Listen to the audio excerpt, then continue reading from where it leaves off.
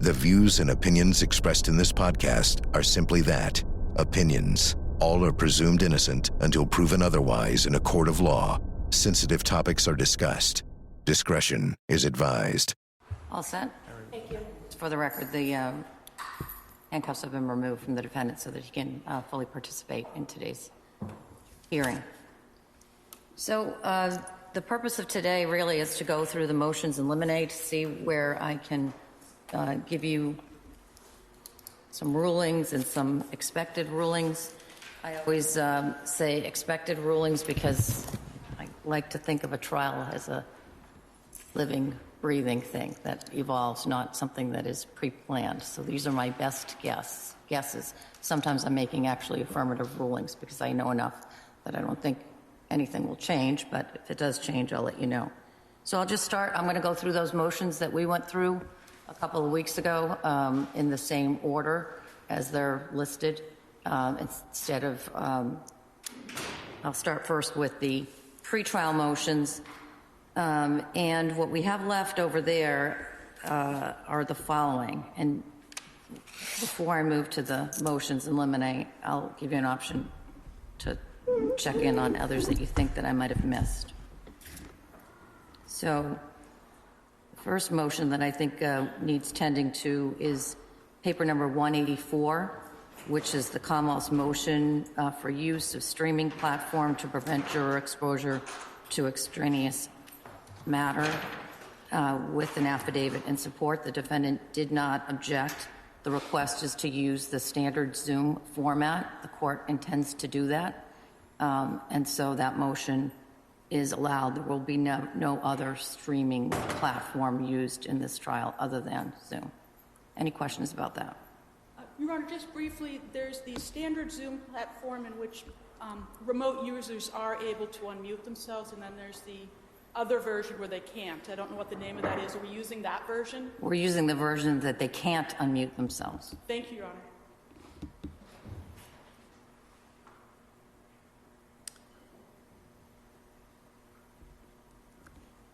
Paper number 185 is the Commonwealth's motion for an order to prevent juror exposure. This is a sort of a, called the stay away, no contact order, so to speak. I don't know that we're going to need it. It's hard for me to judge what is going to be the appetite for either demonstrators in this case. I don't see anybody outside yet. And I'm hoping it stays that way, frankly. Your Honor, I think the parties are all also hoping it stays that way. In the event that there's any information suggesting that there might be any sort of demonstration outside, how could we communicate that best to the court, information that we might... Through the clerk. The best point of communication always is Madam Clerk. Thank you, Your Honor. So if things change outside, and I have a skewed version of it because I sit out on the back, so I don't see what's going on out on the front of the building, but if it changes, you let us know, and I won't hesitate to order that, because of premier importance to me is keeping that jury that we pick in their fair and impartial state throughout the entire term of the trial. So the supplemental questionnaire, I'll get that to you today. I did add in, as requested by the defense, I changed those 3 questions to be 3 separate questions. I added in the additional question that the defense asked. I think we, at the side of the bench on Friday, the Commonwealth indicated to me that it didn't have any additional edits to that. And I did see some motions came in this morning. I can't say that I spent a lot of time looking at any of them, but I did see that there was a revised witness list, which the Commonwealth eliminated witnesses that it no longer intends to call, and added a few witnesses. Which reminded me, so I'm going to, that witness list as abbreviated, we talked about cutting out the custodian of the records and adding in the defense witnesses to the appropriate subheading. And I, not on Friday, but previously, I think I said to you that, said to the defense to take a look at where I put them to make sure that I put them in the right bucket, so to speak. Have you had a chance to do that, and are you content with where I put them? I know I looked at it, Judge. I can't remember, but I think that it was fine, and I'll take a look at it before I leave today, but I think it's fine. Okay. So what I'm probably going to do is take the new witness list from the Commonwealth and then add those people back into the same spots that I put them on the prior version, rather than try to figure out who the Commonwealth took off. But sometime this afternoon, you're going to get the questionnaire and you'll get the attachment that I intend to, and just take a look at it for the final. We can always make changes in the morning. And while I'm on the topic of questionnaire, I think I told you, I think it's the most efficient way to get the information to you, and the least logistically challenging way is the way I've done it really in almost every case that I'm using a questionnaire now, which is those questions are designed in a particular way such that a yes response requires further follow-up. And so when that person comes in, and I'm pretty sure now that we're going to be impaneling in this courtroom. I didn't think that the last time I talked to you, but based on what's happening in the other courtrooms, I can't get a clear courtroom somewhere else. So we are going to impanel in this courtroom. We'll be using the whisper technology for strikes. When the person comes in and is seated, I will follow up on any missing information on the statutory questionnaire and any yes answers to the questionnaire. And then I have a few more follow-up questions if the person's still standing and is still a viable potential juror. One of the questions that I think I'm going to ask in that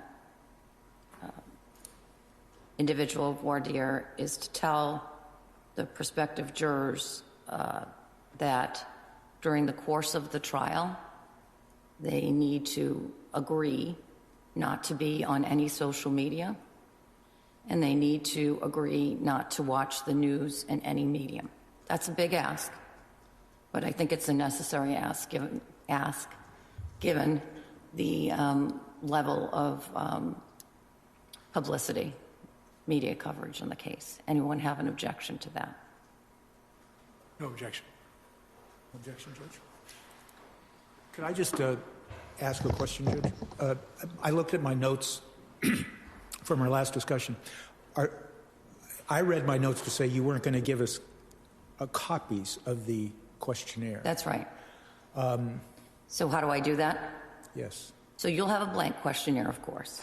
Mm-hmm. And so what I do is I have the person come in, I tell them in the impanelment script, you fill that out, give us your honest answers to the questions, you fold it together, and you keep that document in your possession.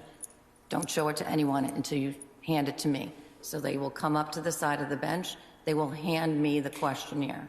Mm-hmm. I will then recite. Juror number 40 answered yes to questions blank, blank, blank, and blank. So you'll know what questions they answered yes to. And occasionally people don't answer, and they'll put a question mark, or they'll write something. And if that happens, I read literally what they wrote and where they wrote it. And if you at any point want to look at the questionnaire, that's fine with me too. I just want to prevent the both the time and the paper that's involved. Jury selection is so paper intensive anyway, the last thing you need is more questionnaires. But if you want to look at the questionnaire at any point, that's fine.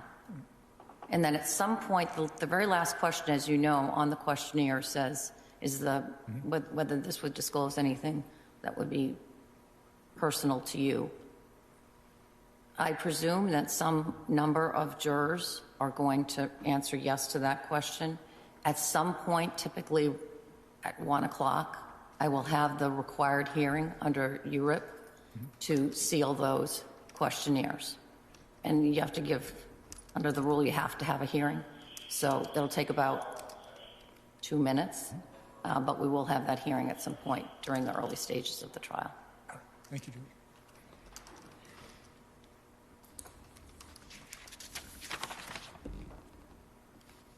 The Commonwealth filed a preliminary request for jury instructions. I just want to bring that to the defense's attention with regard to the elements of all of the crimes, so that if there's any objection to that, the murder one is really the SJC's, and I don't know that you're going to be dabbling with that, but with regard to the others, just take a look at those so that we're all on the same page with regard to the elements that are tenuate to the other crimes, all right? We have, Judge, and at the appropriate time, we do have an objection to some of their requests, but we'll deal with that when the court wants to. Okay. I think we're a little before that point, but I'll be happy to hear you whenever you want to bring it to my attention.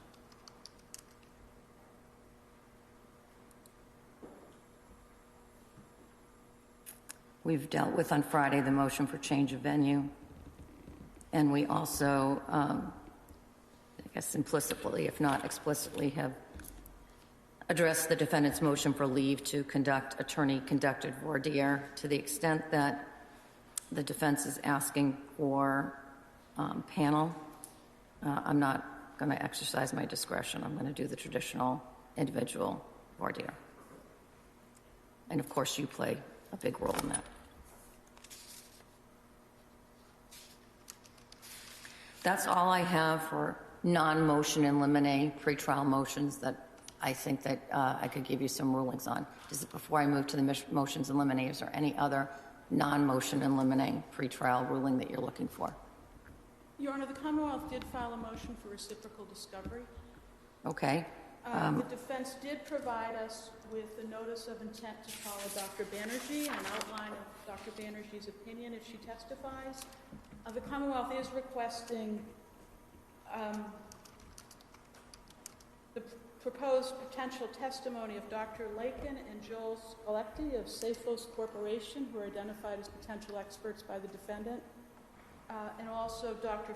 Dan Feria and Steve Verino of MVP Forensics, also identified as potential defense experts. And also Tim Creamer has been identified as an investigator. Commonwealth is requesting any statements that Mr. Creamer has obtained, and also the substance of any testimony he may offer. We have no opinion, we have no reports, we have no statements. I will, though, provide them with a summary of what I anticipate the other experts would testify to. I'll do that. All right, when can you get that to them? Pardon? When can you get that to them? Wednesday? Seems reasonable.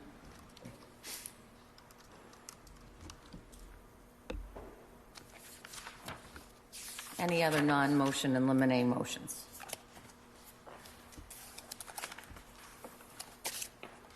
All right.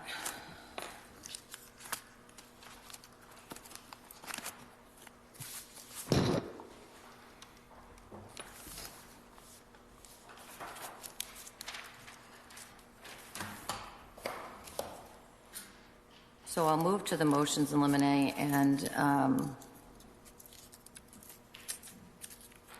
going to take them in order, I think, with the exception of maybe one of them. When we get to it, I may pull that to the end.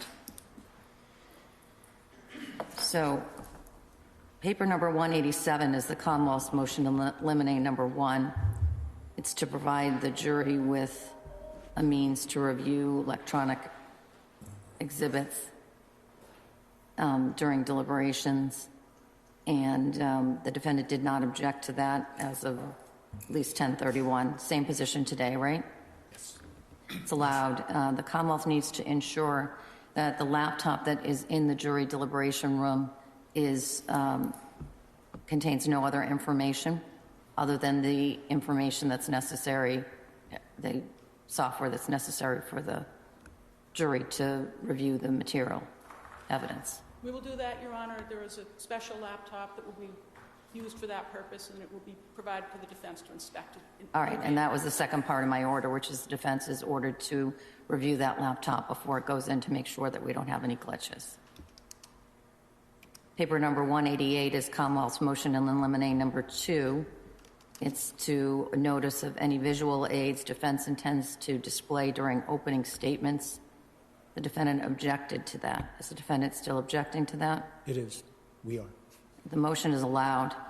As to opening statements, I want to see any chalks that you're intending to use. It's for your own good. Because if I determine that there's something on that chalk that is inadmissible, you are not going to be able to use it because you're not going to be able to turn it around. Go right ahead and state your objection on the record. Well, Judge, I would just like to explain something. I object to it for a very simple reason. I've been doing this for 20 years. I've never had an objection in either my openings or my closings when I've used visual aids. Secondly, I only include visual aids that I know are going to be exhibits that are admitted. If I have any question about anything that I would use visually for the jurors, I approach the DAs, I approach the court, make sure that we're all in agreement that's an exhibit. I don't use Then chalks. why are you objecting to it then? Because it gives, if I give it to the Commonwealth before I make my opening, they have a roadmap, they have a preview of what we're going to say. Everyone's supposed to be getting a preview of the evidence. Not of my opening and not of my thoughts. All right, I'm not going to engage in a discussion about this. Any chalks that you intend to use that are not agreed to exhibits need to be shown to the court and to opposing counsel. Okay, Judge, just so I understand. And it can be the morning of, but it's going to be before you're holding something up in front of 16 jurors that we spend 2 weeks picking a jury for. No. Not happening. And I don't want it to happen, but let me just clarify something. I understand the court's ruling so far. Chalks, but not what we know to be exhibits. If you have, and I know you have, agreed to exhibits, then you don't need to address that. Those are agreed to. You know it's agreed to. You can show those. Fine. If you have chalks, different thing, that you want to put in front of the jury, I am not letting you stand up before the jury without me seeing it first, and the Commonwealth see it first. It can be the morning of, but I do not want you showing a chalk to our impaneled jurors without me seeing it first. I understand, Judge. All right. Paper number 189 is Commonwealth's number 3. It's for notice of any third-party culprit evidence. The defense has indicated that he understands what the rules are and you're going to abide by them. There's no ruling necessary. Paper number 190 is Commonwealth's number 4, notice of any proposed reputation testimony. It also relates to, I have them in my notes, see paper number 193 below. 193 refers to any bad character, bad reputation of the victim or any of the witnesses, and alleged prior bad acts of the victim or any witnesses. The defense has objected to that, arguing that he intends to bring in evidence of general reputation evidence. Is that right? Your Honor, at this point, we don't have any notice of specific reputation evidence that we'd either offer through cross-examination or in any case in chief for us. Okay. The concern I do have is the Commonwealth has indicated they expect to introduce evidence, quote unquote, that Ana Walshe was a loving mother who would never have abandoned her children and was a dedicated employee. So I'm sure the government is aware of the restrictions on how this evidence will come in, but that may or may not be relevant, and so I'd ask the court to revisit this before they seek to put this information in. All right, Kamala. Thank you, Your Honor. Your Honor, the Commonwealth does plan to call witnesses who will testify as to their observations of the victim at her employment. Her employer will testify, as well as her former employer, who was the New Year's Eve guest, will testify as to her. Is it Metlu or Mutlu, or how do you pronounce his last name? Mutlu, Your Honor. Mutlu? Mutlu. Okay, I'll try to remember that. The Commonwealth will be introducing evidence to those persons regarding the victim's work ethic and... Observations or interactions with the children? Yes, Your Honor, observations and interactions with the children. All right. I'm not going to give you any firm rulings on it. You raised your objections at the time. I will tell you generally that I probably will allow observations of her, not to an excessive amount, whatever that in my mind becomes excessive, but general observations as to the victim's interactions with her children is permissible.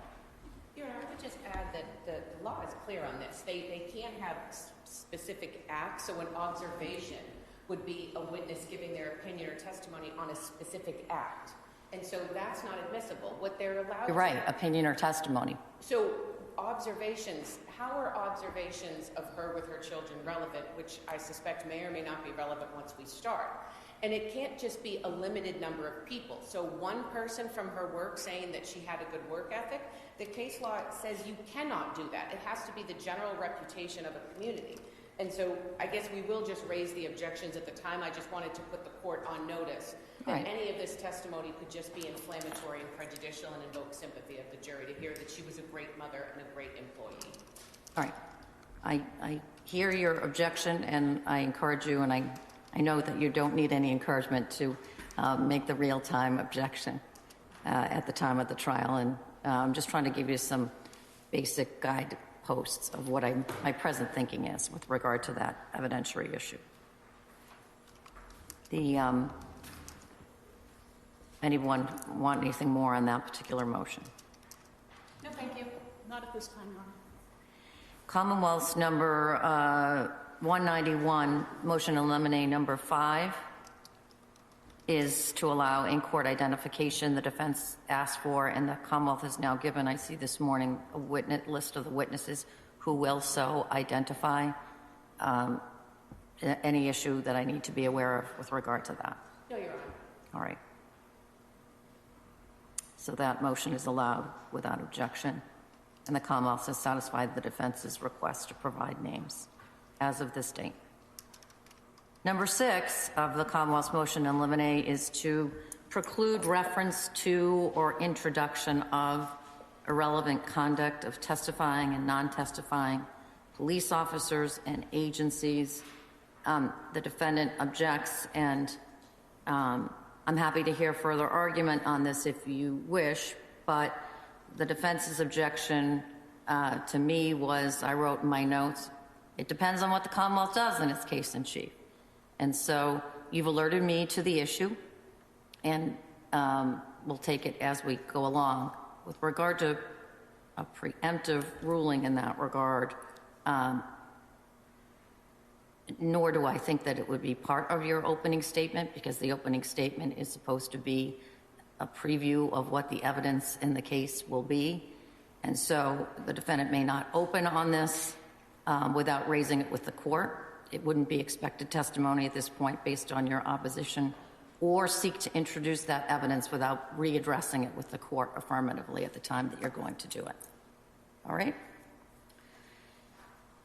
Commonwealth's number 7 is paper number 193. I think we just went over that with the other one, so I'm going to bypass that. Paper number 194 to Commonwealth's number 8, to admit photos of digital devices rather than the actual devices, and the defendant did not object, and that's current today. That motion is allowed without objection. Let me pause on 195, because I think we're going to have to go through. Let me just say, first of all, Commonwealth's number 9 is to admit the defendant's 4 recorded interviews with the police. I saw this morning, but I haven't really had a chance to look at it. The Commonwealth supplemented its legal briefing with regard to statements of Miss Minor and of the minor child. I want to look at that, and I want the defense to have an opportunity to look at that. I looked the case over quickly this morning, but I frankly didn't have much time to deal with it. But I'm going to circle back to that motion, because I think we're going to have to go sort of on the micro level and start going statement by statement, which is going to take some time. So I'm going to put that towards the end of this hearing. Paper number 196 is Commonwealth number 10, to admit NCIC missing person form for Ana Walshe. Defendant didn't object, correct? Correct, Judge. It's allowed. Paper number 11 of the Commonwealth's motion in limine to admit photos and a short video of Ana Walshe as she normally appeared. The defendant objected. So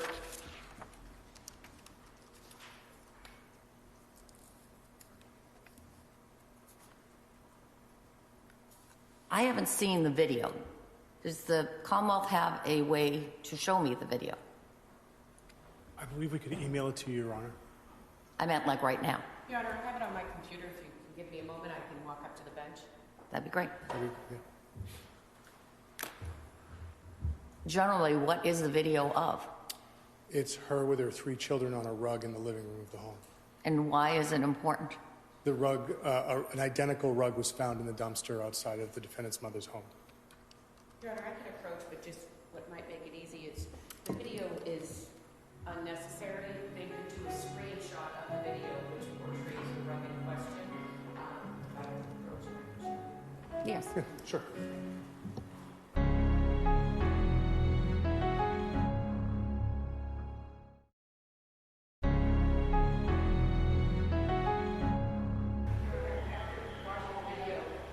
I think it's incredibly inflammatory, and if their sole reason for introducing that is to simply show that that rug was in the home, they can do that with a screenshot. No objection. All right. That's the ruling you were going to get, so it's good that you, there is no reason that the video needs to be played. So just take a shot of it, show the shot.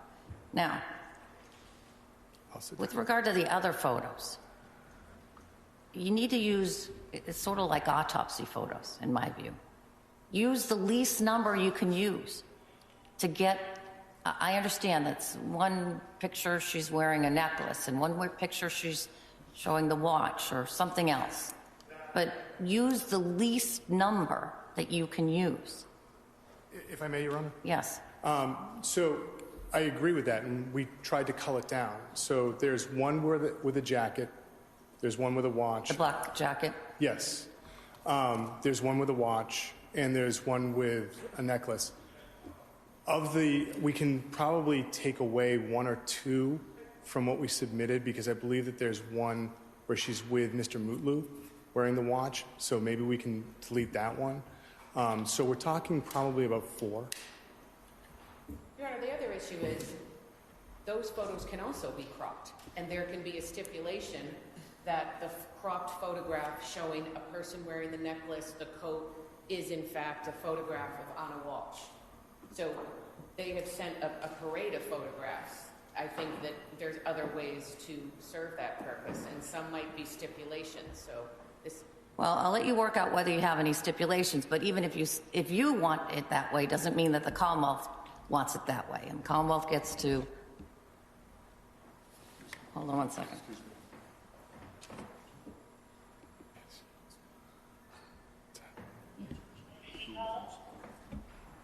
I gotta take a break.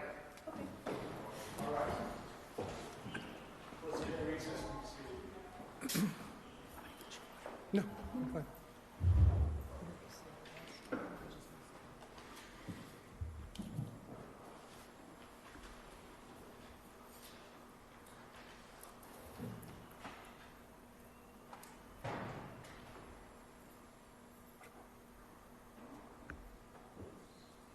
it's okay.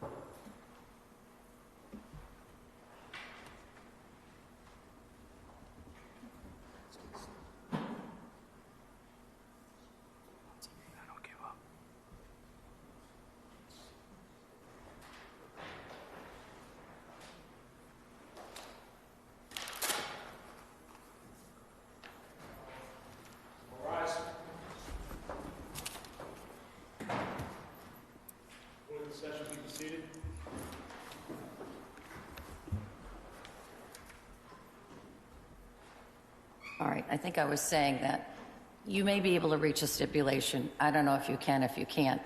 But I think I was just about ready to say that the Commonwealth gets to, within the bounds of the evidentiary bounds, gets to present their case. I appreciate the analogy to autopsy photos, and so let me go back and see if I can do something that's more palatable to the defense. That's frankly how I see it. I mean, I understand the significance of the various items that we just listed to the Commonwealth's case, or I think I understand generally what the significance is to the Commonwealth's case. So I'm inclined to let them have the photos that they're going to need to make those arguments. But they don't need to be inflammatory. And so, yeah, just look through the lens of an autopsy photo. Thank you, Your Honor. I appreciate that, and I'll work on it. All right.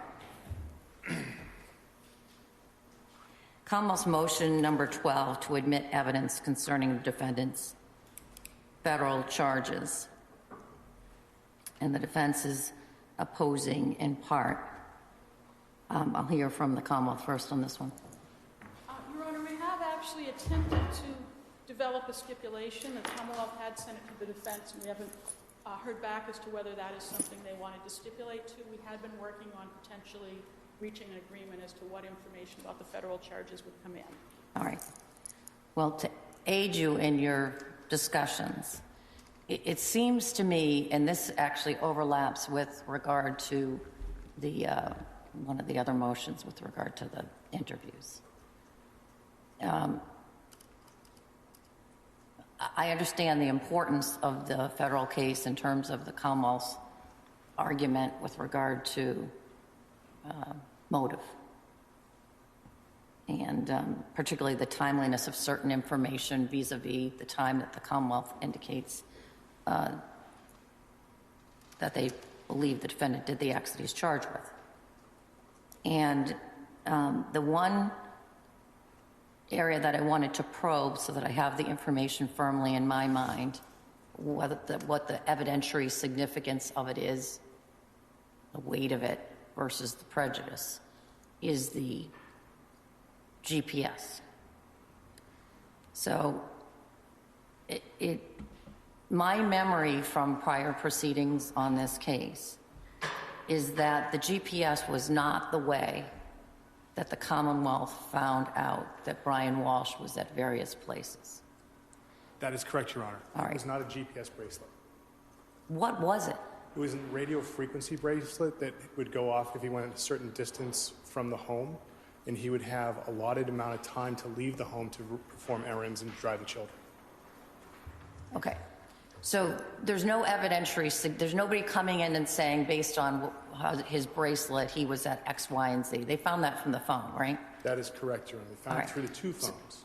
So that seems to me to be both in the transcripts and also just to the extent that it's in any of the federal papers as a condition of release, highly prejudicial.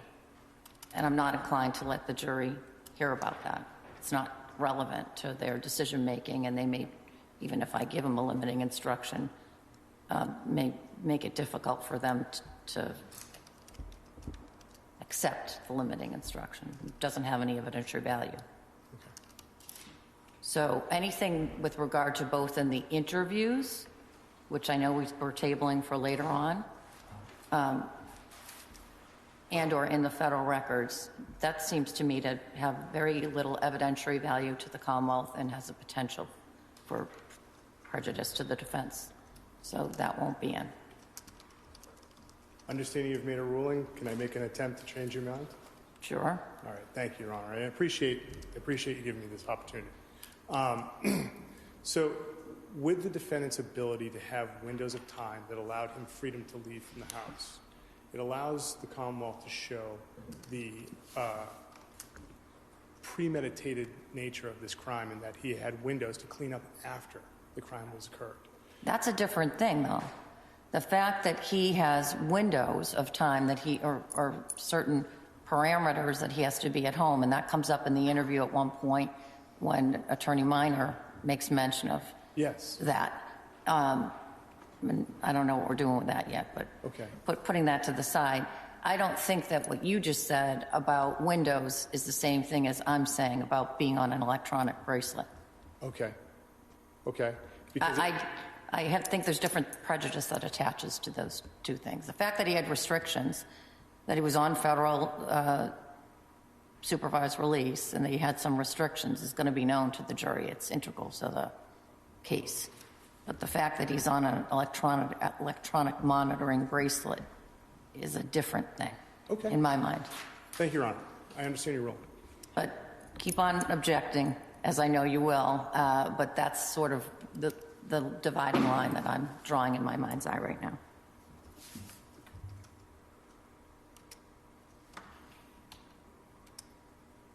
And keep on working on the stipulation. Yes, Your Honor. Paper number 199 is Commonwealth's motion in limine number 13. It's to admit the victim's out-of-court statements, evidence of her state of mind, and the defendant's motive to kill her. The defendant is opposing it in part.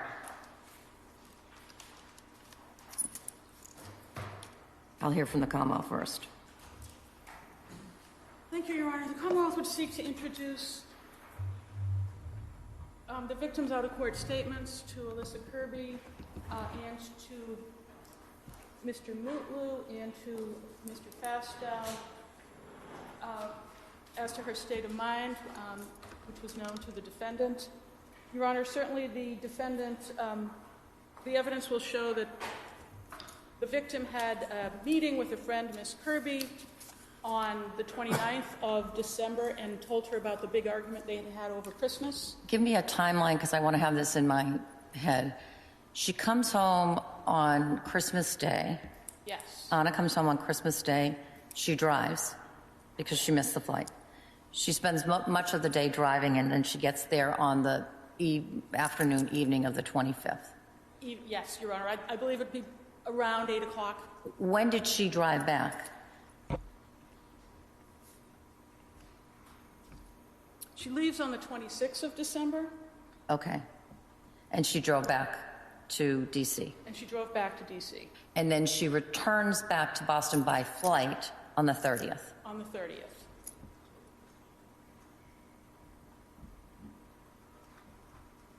All right, that's helpful.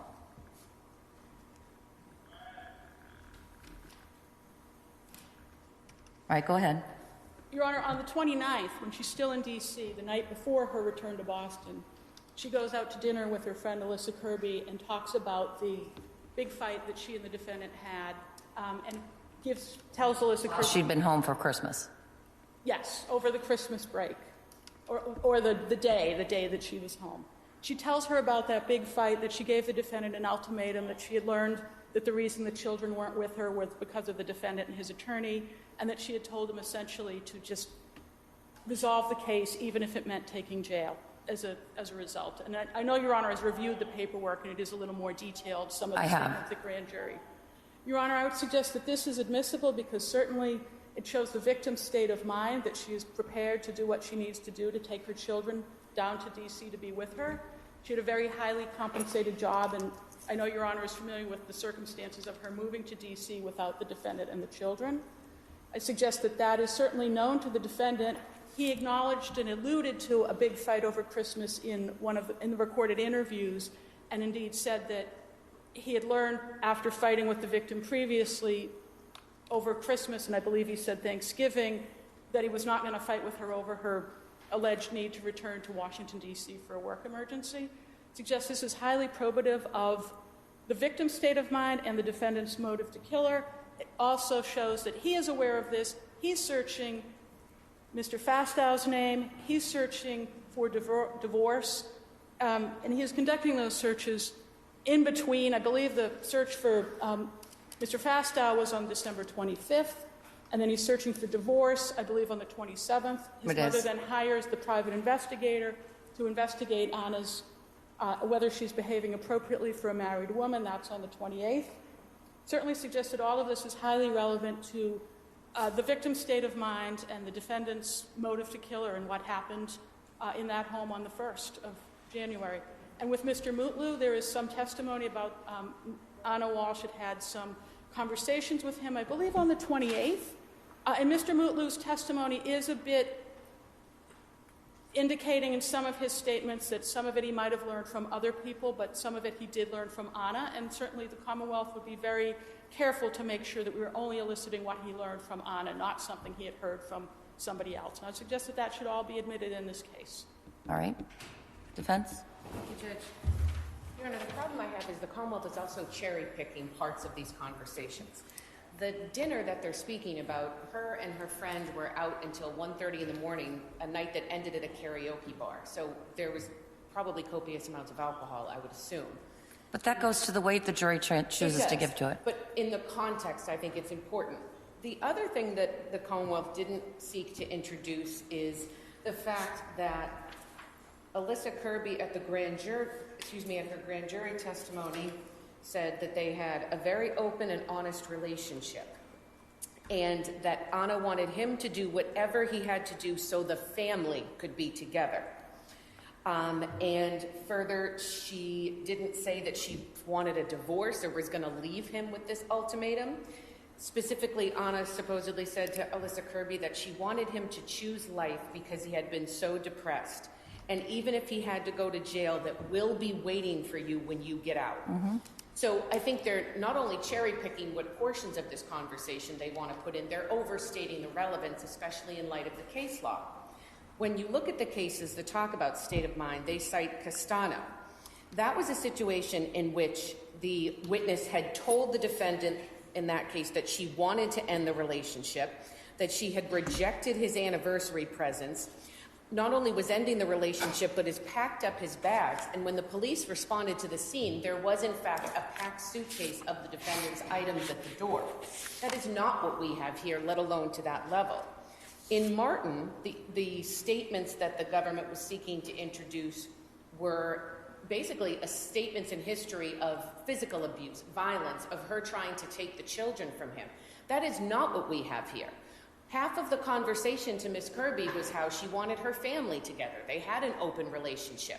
Couples fight, so to say they had a big fight on a date, she was late for Christmas and they had 3 children. This was not earth-shattering motive to kill information. So I don't think it's fair that these conversations with Alyssa Kirby come in, and certainly if the court does see value in those statements as the case develops, then the doctrine of verbal completeness would force the court to allow all those statements to come in, because this was one conversation. So that would be our position with respect to Alyssa Kirby. With respect to Jem, I think there needs to be either a voir dire or some clearing up of what he heard from other witnesses and what he specifically heard from Ana. And again, Mr. Mutlow was with them on New Year's Eve into the 1st of January until about 1:30 in the morning. And he's also described the night as joyous, that they had a happy marriage. The federal case had been going on since 2018. They had been weathering this storm. And so, again, if they're seeking to introduce statements, I think that the full conversation would come in to show the context, and we need to figure out what exactly Mr. Mutlow heard directly from Ana. All right. So let me give you some guideposts. The defense in its opposition cites to Qualls, which is sort of one of the earlier and seminal cases on state of mind evidence. And but I'm not persuaded by the defense's argument with regard to what Qualls stands for in light of Castano, and in light of which, for the record, Castano's at 478 Mass 75, a 2017 case, and also look at Commonwealth versus Bins, B-I-N-S.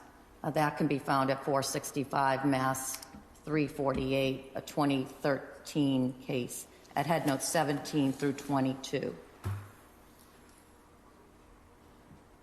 Under that case law and other cases that I looked at, it is very likely that I'm going to allow Ana Walshe's statements to Alyssa Kirby, the limited purpose of establishing her state of mind as is relevant to the defendant's motive to kill his wife, to the extent that such state of mind state of mind evidence includes statements describing his defendant's prior bad acts. His federal case on his statements will be admitted, and with a limiting instruction that it is limited to show the defendant's motive and not to show that he had a bad character or propensity to commit any other criminal offenses. There's a limiting instruction that is posited by the court, the SJC and Benz.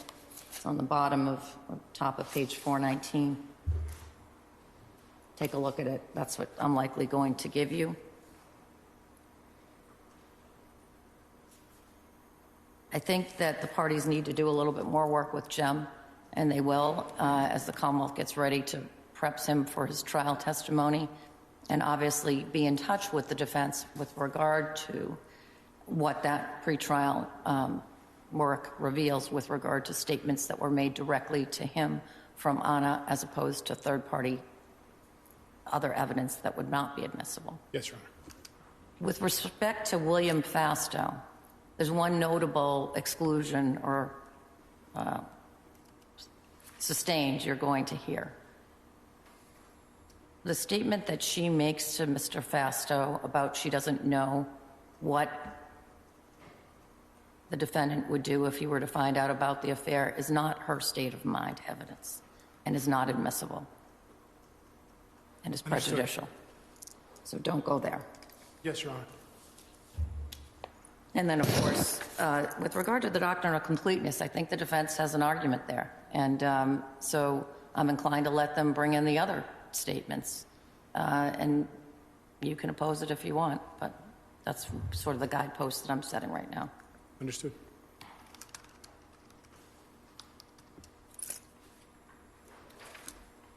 All right. Paper number 200 is Commonwealth 14, to allow the admission of text messages conversation as of 11/12. I wrote the defendant had not filed a written objection.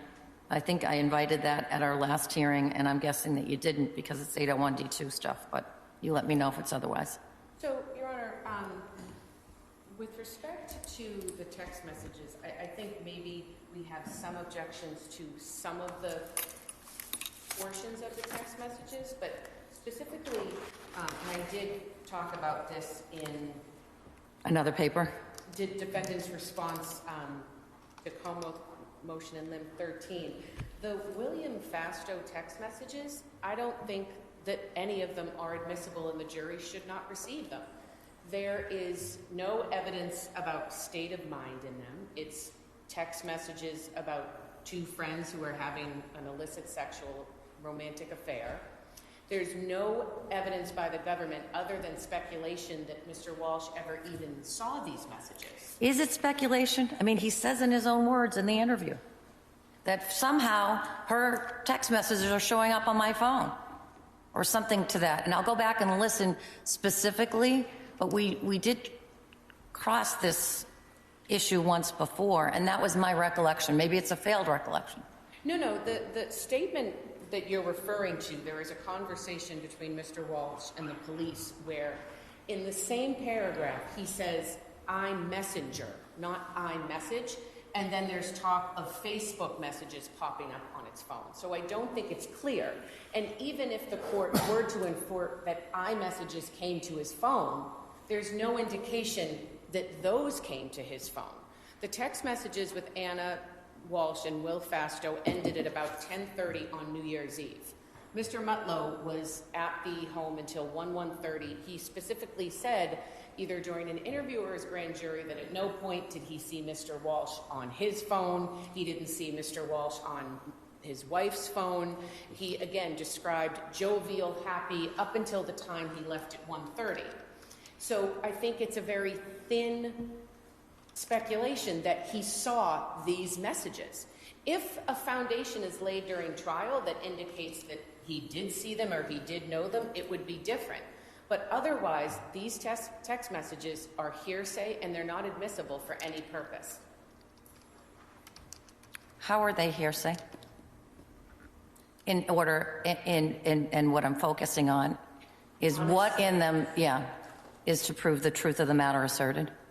Well, then I guess we'll have to look at each, and that's sort of where we're going to end up with the transcript, I suspect. Well, then so it kind of reverses the question back to the government. Why are they seeking to put this text message history in? They're putting it in because they want to wave it around and say she was having an affair and he knew and he killed her. That's what they want to do. And I think if there was actual evidence or proof, other than speculation, that he had seen these messages, was angry about them, we'd be in a different posture. But that is not the case. And so why are they trying to put them in hearsay? Her messages, her statements are hearsay. So what other purpose is it coming in for? I don't see a purpose other than to just wave this in front of the jury. Mr. Fastow is going to testify. He can certainly testify to the relationship between him and Ana, the duration, the time, but those text messages should not go in front of the jury. All right. Kamal? Please. Your Honor, in addition to the defendant making statements about her iMessenger appearing on his phone, he also told the police that her phone was upstairs on New Year's Eve. He told police about some quarrel she had had with someone over text message and then had been put her phone upstairs in their bedroom. Abdullah. Yes. That's different than Mr. Mutlu's testimony that she was using her phone all night. So I suggest that's certainly... Let me ask you this. Based on the forensic work done on the defendant's phone, is there any evidence that he was on his phone that night? No, Your Honor, there's not. Okay. That's the phone that was Missing. misplaced. Right. But you do have evidence, this has been the subject of other motions, that on the first and into the second, that there was some manipulation of that phone to unlock it. So I guess what I asked you, and it was a sort of a void in my mind of whether there was any evidence that he was on his phone on the 31st, and the answer to that is no. The first time his phone was manipulated was at, I believe, 7:35. In the morning of the 1st. All right, just trying to get the facts in my head.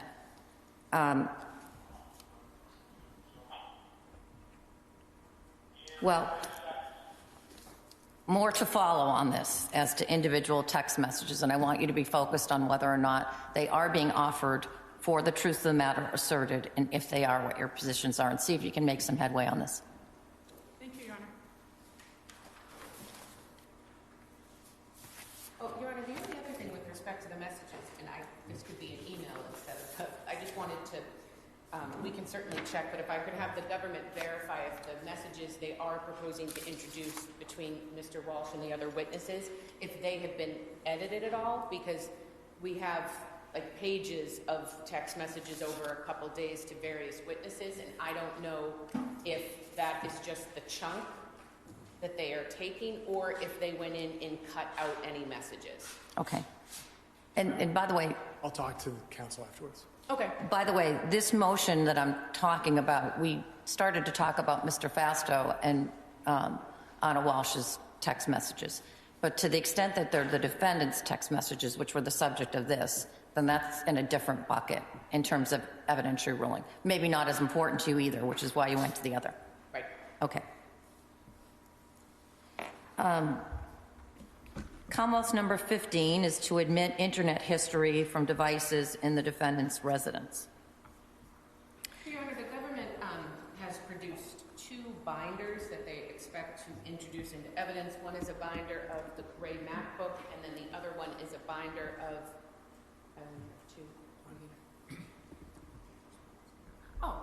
okay, we have 3 now. All right. So we appreciate that. Are these for my own, sorry to interrupt you, but are these similar, if not the same, from what came into grand jury? They're not the same to what came into grand jury. Okay, because I'm familiar with those from the prior briefings. This is significantly more material than what came into the grand jury. Okay. Is it the same sort of format, though? There's a search and then the result of the search? No, Your Honor. This would, I would suggest, be from a Celebrate report, and we have copies here that we can give to the court to review. Okay. But the Celebrate report for the MacBook pulls from two different databases, so you see the same search twice or the same visitation twice. So let me ask you this. I have some questions that I need to process in my head. Yes.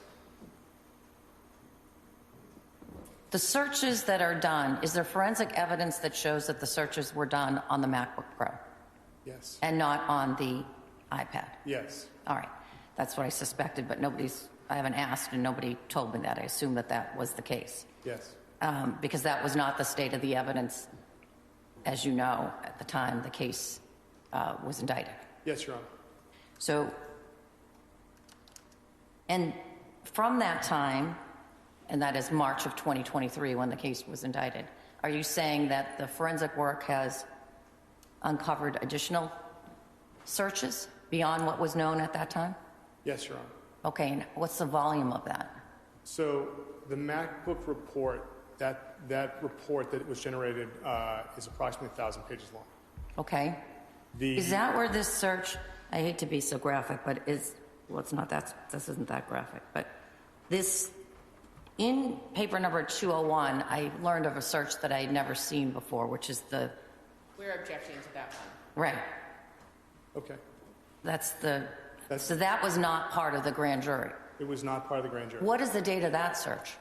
That is, I believe, forgive me because there's so many, but I believe it's in and around Christmas. So it's before January 1st. Yes. Is it around the same time as the divorcing? Yes, Your Honor. Around the 27th? If I may, I have a cheat sheet for myself. 1227. It's 12/27, Your Honor. And it is approximately 8 hours before the searches for divorce. So, Your Honor, there were more searches and hits in general on this topic, as you might see on someone's device. This particular search, the name was, I'm trying to be, it was also about having a threesome and impregnating someone. There's multiple searches for porn. He is an adult male. So I think to just cherry pick this one, and I don't care about the porn part, so to speak. I mean, it's inflammatory, but it's the second part of that search, cheating wife. So that goes to the issue that we just talked about before, about his state of knowledge and what reasonable inferences can be drawn from that search being done on the 27th. That goes to that is an argument with regard to his state of knowledge on the 27th as to whether or not his wife was having an affair, right? I could care less about the porn part of it. No, I understand. I think, but without getting into a semantical discussion about pornography, I think that there's millions of different interests, predilections of what people might watch or like, and I think that it wasn't just cheating wife. It was cheating wife has threesome and gets impregnated. So to say that could have been ancillary to what the content of the material was. So I think it's inflammatory. So when the court... So there's this body of evidence of searches now that are not in my mind because they were, and it's not that it's inappropriate, that's why we have these hearings. But what would be helpful to me is if the Commonwealth, A, can provide me with those searches, and B, if you know, and it's not too much additional work, identify, and maybe it will become apparent to me because there's only the list of what you knew at the time of grand jury is pretty much encapsulated both in the grand jury transcripts but also in the affidavits. Your Honor, we're prepared to give you the binders and a list of the items that we would seek to elicit at trial from the binders. All right. And we'd give that, of course, we've given the binders to counsel, but whatever we give to the court, we give to counsel. And then if there are particularized searches that the defense is objecting to, I know you will raise them with me. And as a matter of logistics for how the jury is going to be presented this is even the stuff from grand jury, which I printed out because I'm still old school, is binders worth of materials that I have still with me. How are you going to present this to the jury? So, Your Honor, we have, that would be tagged as an exhibit, a binder, but then it can be Viewed. broadcast on these different monitors, so we can ask the witness about a certain entry in the report and put the entry on the screen, and then have the witness testify from the screen saying, this is what occurred in this entry, according to the report. All right. Just an awful lot of material for them to absorb. We understand that. It's also important material to the I Commonwealth's case. understand. And so it's not an easy examination, but we do believe that it's important, and we've tried to make it as streamlined as we can. All right. Your Honor, too, just so the court is clear, I believe the government's position is that they're going to put in 3 or 4 actual binders into evidence, so the jury is going to get a giant binder of 1,000 pages. And so at what point does that become cumulative and prejudicial when they just drop by? And I'm just trying, is there a way to streamline this, or is there a way to cull some of it? Maybe that's something we can all work on. I just wanted the court to be aware that that is the intention. More to follow. More to follow.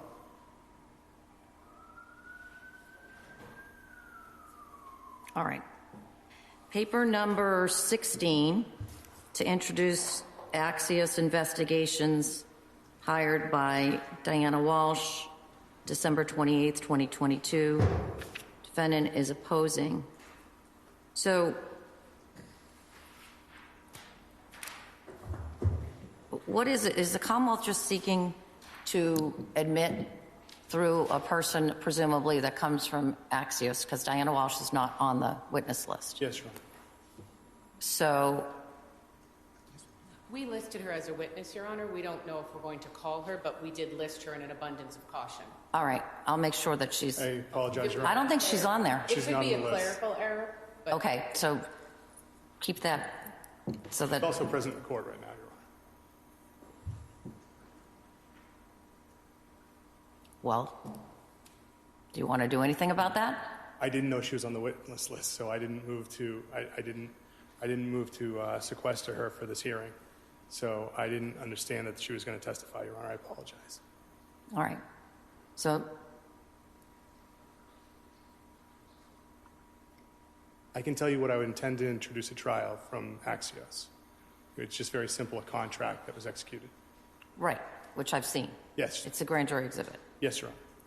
What's the objection to that? So, Your Honor, what's the relevance of someone who the government isn't calling as a witness to introduce something that they did on the 27th of December? Well, the relevance, and frankly, I'm going to ask that Ms. Walshe leave the courtroom. Thank you, Your Honor. I can speak more freely.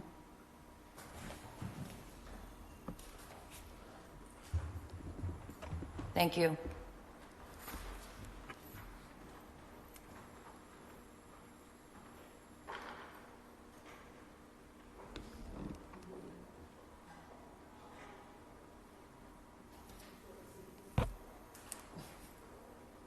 So, Your Honor, the evidence that the government has provided us suggests that Diana Walshe contacted Axios Investigations on December 27th through email and phone calls, that she signed the contract, that she paid for it. In the grand jury testimony, Jeremy Dozier states that Diana Walshe specifically said, I don't want my son to know about this.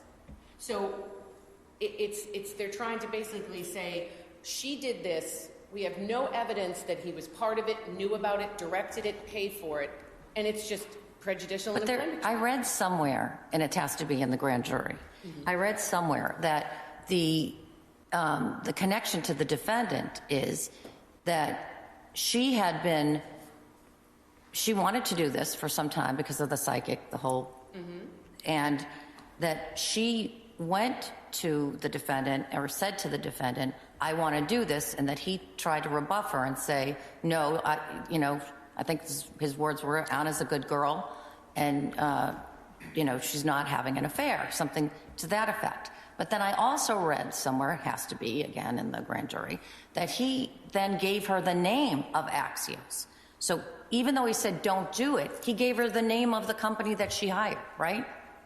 So if the government is going to elicit that information, The only way that comes in is through Diana Walsh. and they did not list her as a witness. So even if there was evidence that the government was planning to introduce that Mr. Walsh supplied the name, that doesn't indicate he paid for it, knew that she finally did it, was interested in the results. The evidence we do have is that the mother saw a psychic, and even the evidence suggests that when Mr. Walsh was speaking to other people about it, he was dismissive of it, and even told his wife about it.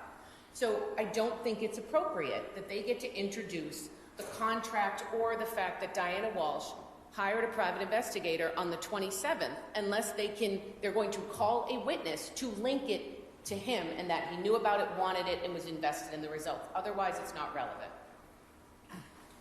So, Your Honor, you were right about your memory of the grand jury testimony. That statement of the defendant giving the name Axios, that comes from his mother. So, But you don't have her on the witness list, so how do you make that connection without her?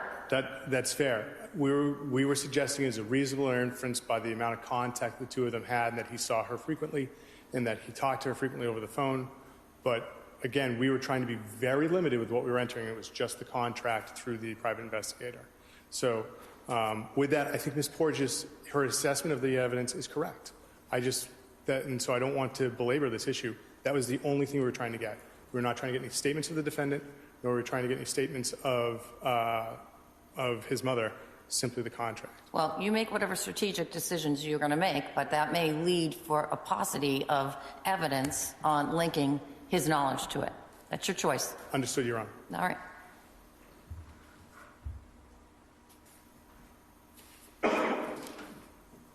Number 17 is paper number 203, and no objections to the calendar. There isn't, Your Honor, but given the fact that my understanding is that there's going to be a blank calendar and items or notations may be placed on it, and I'm assuming then that is going to go to the jury. If that's the case, then the defendant would also like access to also add or denote things on that calendar. We can color code it, we can figure out a way, but that's what I would ask for. Or we can have two calendars, which seems superfluous if there's one. We were just looking to give each juror an empty calendar so they could make their own notes and it would be part of their notebook, not something like that witnesses would be using. So Okay. if they just want to give a blank calendar to the jurors so they can keep track of days, then that's fine. Yeah. Yeah, it just got confusing during the grand jury. All right.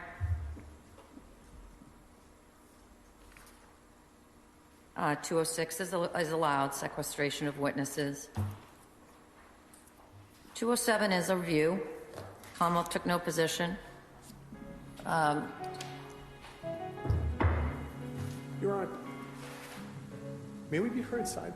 Yes.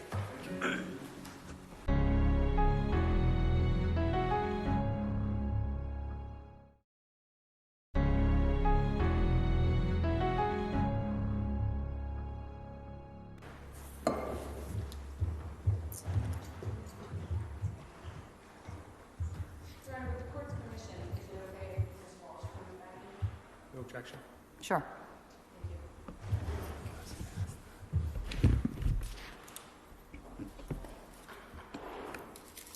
So paper number 208, which is now we're moving to, did move at paper number 206 to the defense's motions in limine.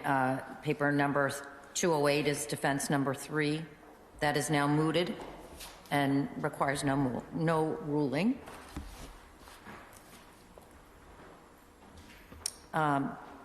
Paper number 209, defense 4.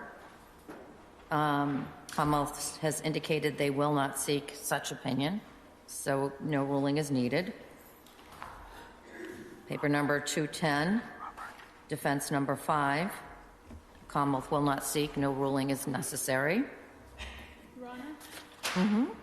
Might we ask that a similar order regarding any awards or commendations for any defense experts that may be called?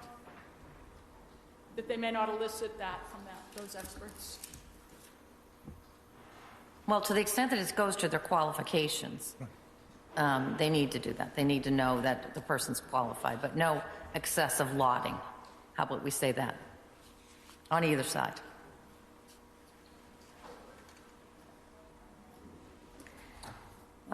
Paper number 6, defense's motion in limine regarding any opinion that the defendant knew about the extramarital affair, and that was opposed by the Commonwealth at paper number 230. And as I understand the respective positions of the parties, is the Commonwealth's position is it's not seeking an opinion as to that, but is going to plant breadcrumbs such that a jury could, or could not, but they're hoping they could, infer the same. That's right, Judge. They've told us they're not eliciting an opinion, so that Right. answers that. So that seems to be the line that the rules of evidence draw as well.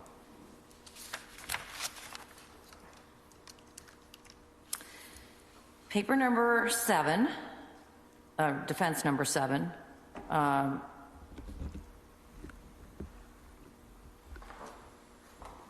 what did I write here?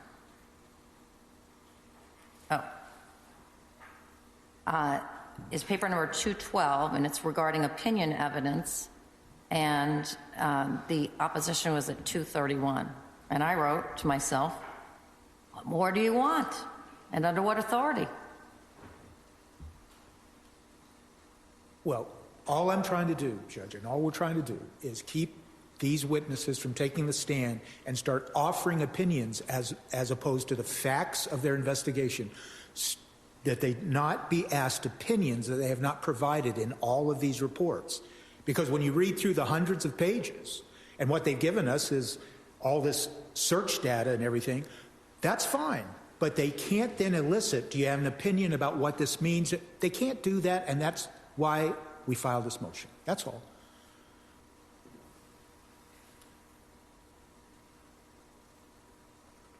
I'll hear from the Commonwealth. Thank you, Your Honor. Your Honor, we've provided voluminous discovery in this case.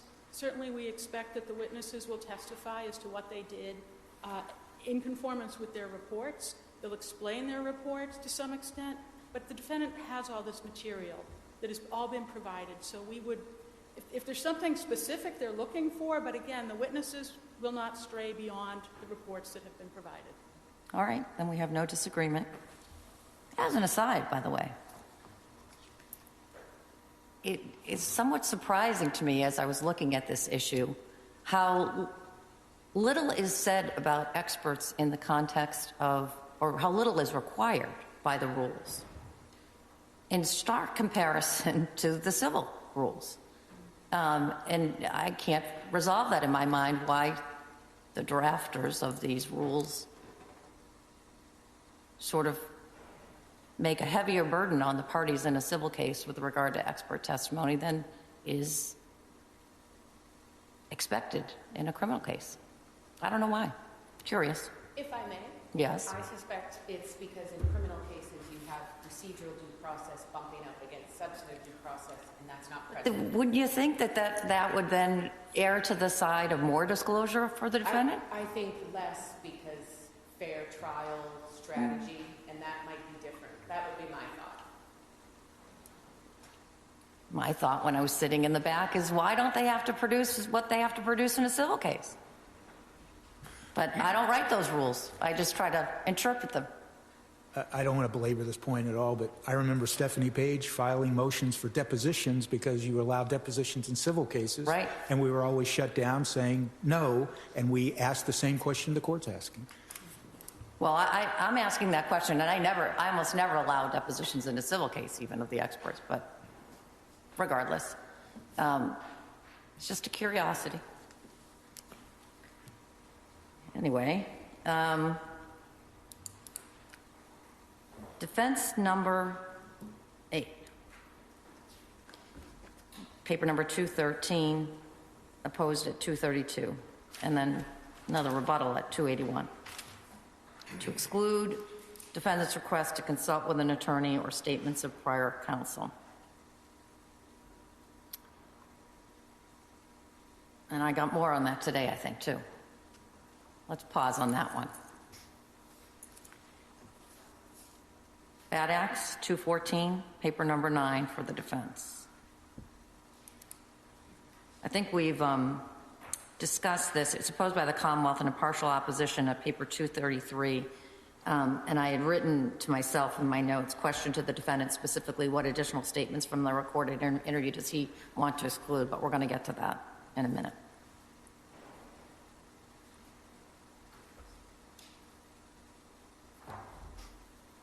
Paper number 215, defense number 10, motion in limine regarding witness characterization of evidence or of the defendant's behavior. The Commonwealth has said it will not seek character evidence, but will offer evidence of the defendant's behavior through observations. Is that right?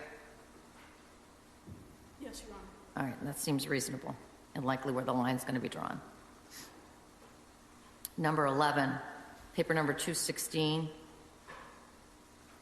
asking the Commonwealth to designate and provide notice of specific statements and internet searches contained in the digital data seized to be introduced at trial.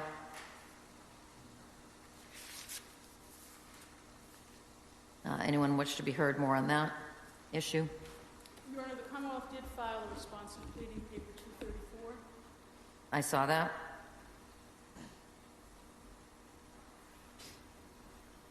I will say that the Commonwealth's opposition at 234 seemed to take a reasonable approach, and likely where the line will be drawn.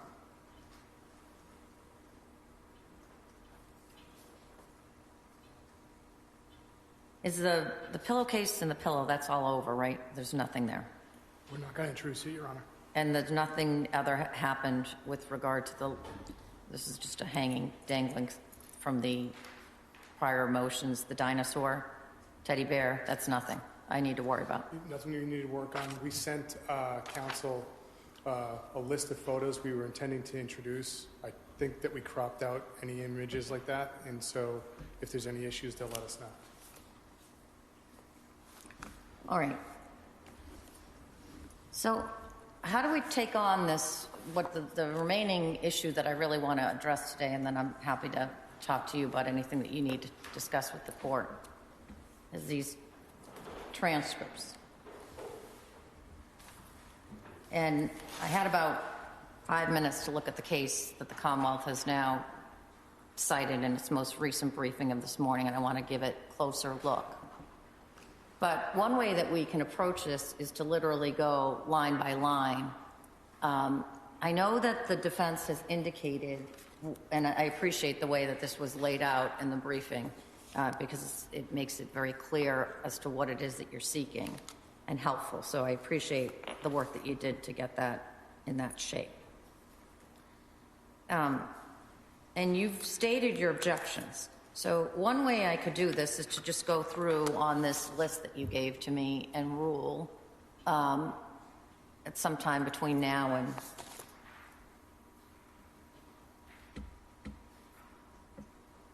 before the evidence is played, and give you a little bit more time to brief it. I will say that as I said to you at the side of the bench on Friday, but I think that there's a evidentiary issue that needs to be decided with regard to what the scope of the employment of Ms. Minor was. And I'm not sure how this new law fits within that analysis. If it does, if it's just a separate analysis, it almost seems like it's a separate thing completely, and a separate vehicle or avenue to admissibility, these adopted admissions. But I want to give the defense time to respond to that because it just came in this morning. And as to many of these statements, and so that you don't misunderstand where I thought I was on Friday, which was alerting you to the issue of agency, I'll call it. And I don't want either of the parties to be misguided by what I said to you on the side of the bench with regard to that. And what I mean by that is this. Even if Ms. Minor's Attorney Minor's statements aren't coming in, even if they weren't coming in. I never intended to not allow the Commonwealth to tell the jury that she was present there. So whether her statements come in is very different than whether her attendance at the interview was going to come in. And I think in the opposition that I saw, the papers that I saw flying, I think the Commonwealth, maybe based on what I said at the side of the bench on Friday, thought that I was excluding the latter as well. That is, her attendance at the interview. I also want to remind you of something that I said at the side of the bench on Friday, which is much of what Attorney Minor says is repeated by the defendant. And so the cumulative impact of those statements is not significant for the most part. There may be statements that she makes that are significant.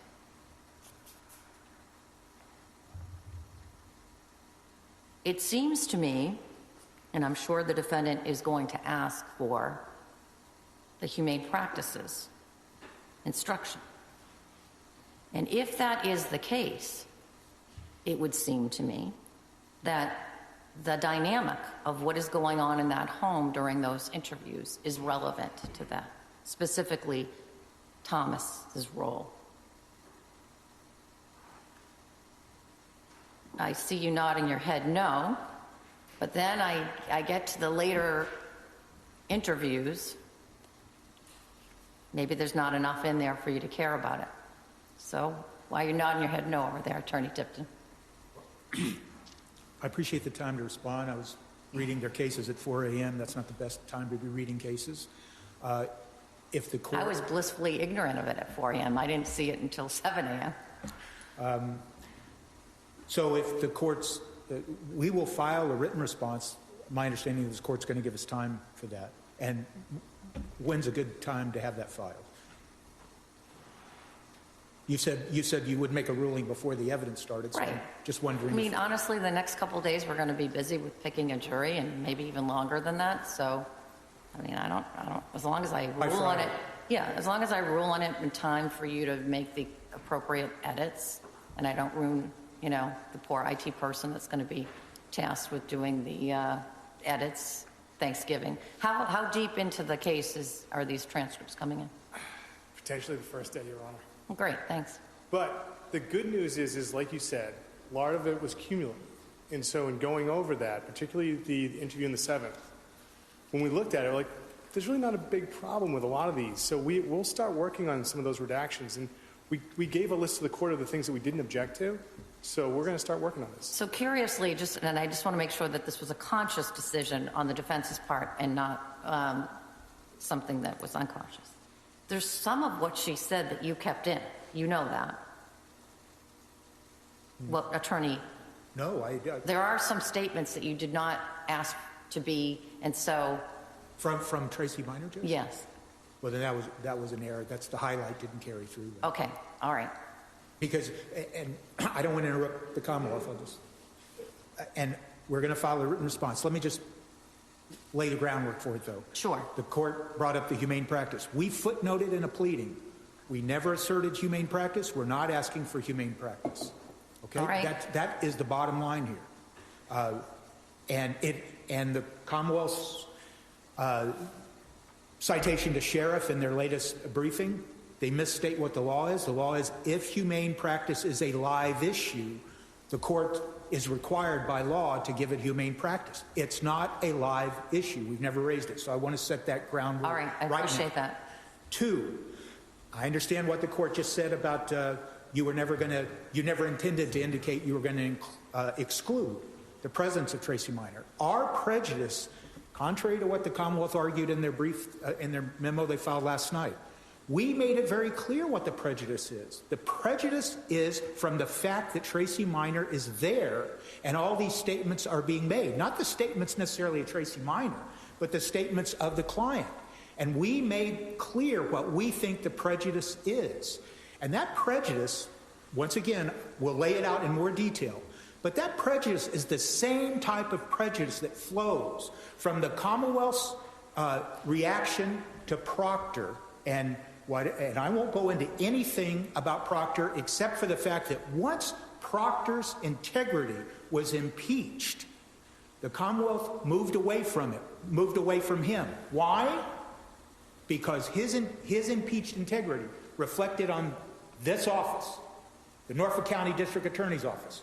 Our prejudice is that what happened at these interviews, that Tracy Minor was there, that the jury can take that to say, as we said, either he's lying to his attorney, therefore he's lying to us, and they can't believe our representations during the trial, or his attorney was complicit in the misrepresentations he was making to the police because she chimed in, but she was there, and so now we're making misrepresentation on his behalf. That's the type of prejudice we're trying to avoid, and finally, we're going to be arguing, why is it relevant, especially when you take the humane practice out of it? There is no relevance to Tracy Minor being there. So we'll brief it, but I wanted to lay the groundwork for that. All right.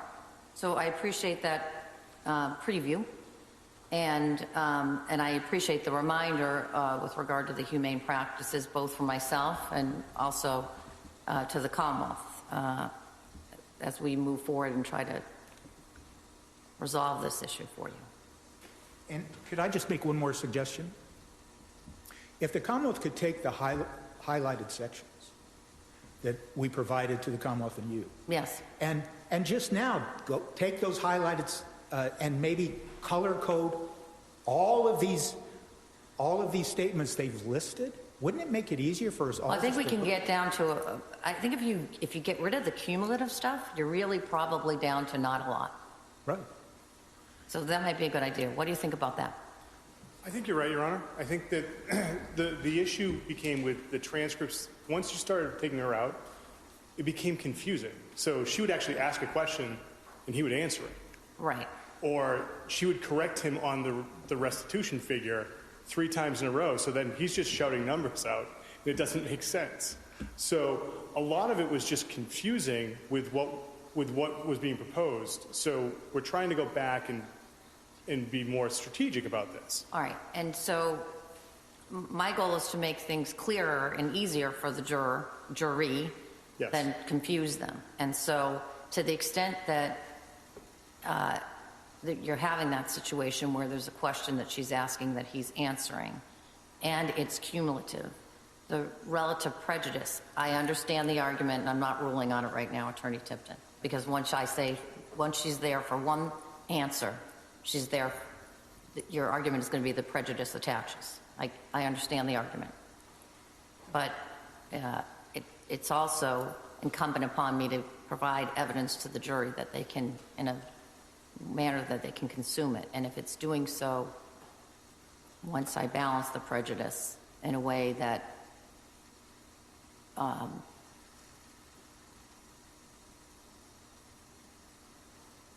allows them to digest the evidence, but I'll think more about the prejudicial issue. And maybe you can get, there really is not a lot that she says that he doesn't repeat.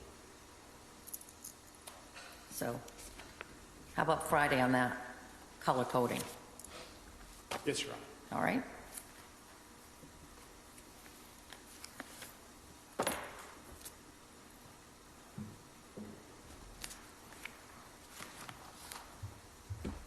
That's all the motions eliminate, right?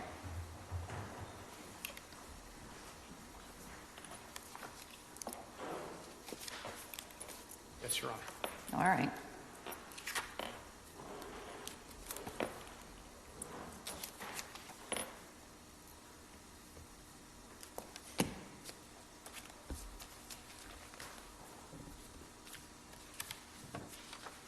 So, not much else that I have other than the jurors that were called in today were being used for a civil case. They're going to be told at the end of the day that they're being held over till tomorrow, and that's so that we will get a big yield tomorrow, and hopefully I'm hoping to take 70 of the jurors tomorrow. And the remainder will go hopefully to Crim 2 so that they can get their work done too. And then every day they're going to be held over. So we will have jurors right through till Friday, because as you know, typically we don't get jurors on Friday. And we'll seek to 16.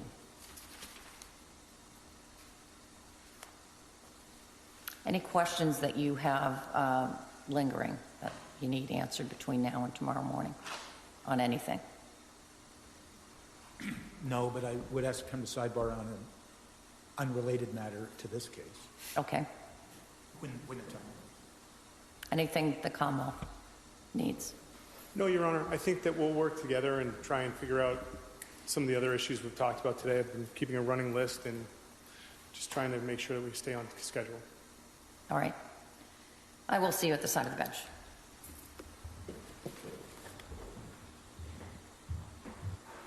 So the plan is we'll see each other. We'll end today's work. I appreciate the commitment to do some further work on issues, but I think we're really in pretty good shape.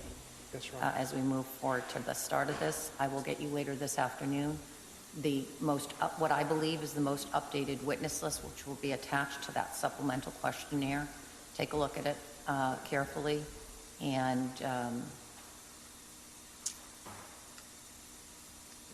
I made some changes, some other minor changes that you'll see in there.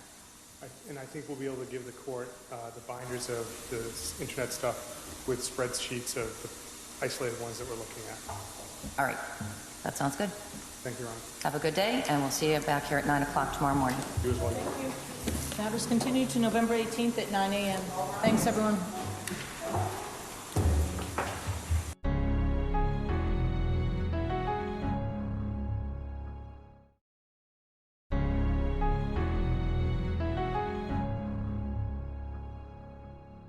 Everyone all set? Yes, Your Honor. Thank you. May I proceed, Your Honor? You may. Mr. Walsh, can you please stand? Mr. Walsh, do you wish to offer a change of plea on docket number 2382CR91002, which charges you with intimidation of a witness, juror, police, or court official, and 003, disinterment of a body? Do you wish to offer a change of plea from not guilty to guilty? I do. Could you raise your right hand, please? Do you solemnly swear to make true answers to such questions that should be put forth to you by the court, so help you God? I do. Thank you. Could you please take the witness stand? Actually, you know what I'm going to, this is an odd configuration. I don't want counsel standing. So I'm going to let you stay right there, sir. You understand you're under oath? I do. All right. Why don't you be seated, and you can have the benefit of your counsel at the ready right there. Okay. Mr. Walsh, as you know, my name is Diane Frenier. I'm the judge that's presiding over this trial, and I'm an Associate Justice of the Superior Court in Massachusetts. I understand from your lawyers that you wish to change your plea to guilty to counts indictment 002 and in 003. And before I can accept that change of plea to guilty to those two indictments, I need to ask you some questions to make sure that your decision to plead guilty is made voluntarily and that you understand the consequences of pleading guilty to those two offenses. If at any time during the course of this colloquy you don't understand something that I am saying to you, just let me know by letting your attorneys know. Let them consult with you. And equally, if I don't understand something that you're saying to me, I'll ask for that further clarification. Do you understand, sir? Yes, Your Honor. All right. Can you please state your full name, sir? Brian Walshe. All right. And Mr. Walsh, do you have any difficulty speaking or understanding English? I do not, Your Honor. How old are you, sir? I'm sorry, I missed that. Sure, I'll try to get into this microphone. How old are you? 50. And what's your exact date of birth? January 31st, 1975. Where were you born, sir? Boston. Are you married? Yes. Do you have any children? Yes. And what are their ages? 9, 6, and next month, Brian will be 5.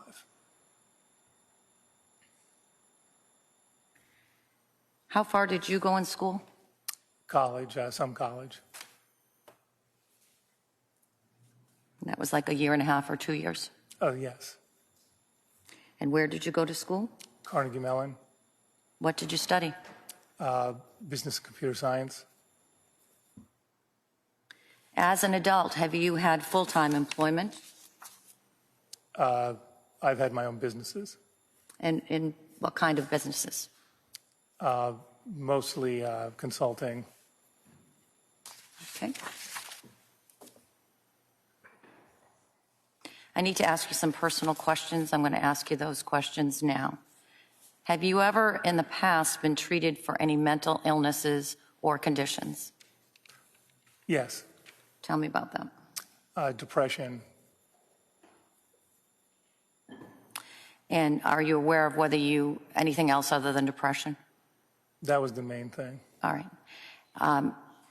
And are you presently aware of whether you have any mental illnesses or conditions, to include depression? No. Are you taking any medications? No. In the last 24 hours, have you taken any drugs, legal or illegal? No. In the last 24 hours, have you consumed any alcohol or alcoholic beverages? No. Is your mind clear here today? Yes. Tell me in your own words, sir, why are you here? I'm here to plead guilty. On those 2 counts? Yes. And you understand that your trial's starting today? Yes. On the first indictment? All right. To defense counsel, have you had any difficulty communicating with your client? No, Your Honor. And do you believe that he has understood the advice that you've provided to him? Yes, you do. Same.